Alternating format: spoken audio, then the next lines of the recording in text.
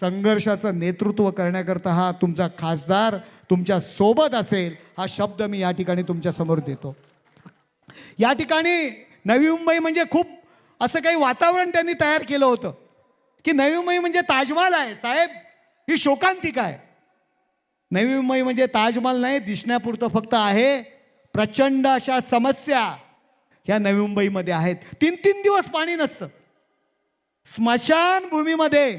स्मशानभूमीमध्ये ग्रामीण भागामध्ये ज्या ठिकाणी शेवटच्या क्षणी तो महायुती म्हणून लढू, आणि आम्हाला जो कोण कमी समजत असेल, खासदार महायुतीचा खासदार म्हणून या ठिकाणी तुम्हाला जाहीरपणे सांगतोय, बरोबर आलात तर तुमच्या बरोबर।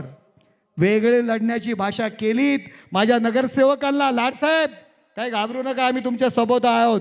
कोणाची हिम्मत नाहीये तुम्हाला हात लावण्याची, किंवा किशोरजी तुमचं घर पाडण्याची कोणाच्यात हिम्मत नाही, विजयजी काही कोणाची हिम्मत नाहीये। आम्ही सर्वजण तुमच्या सोबत आलो आहोत।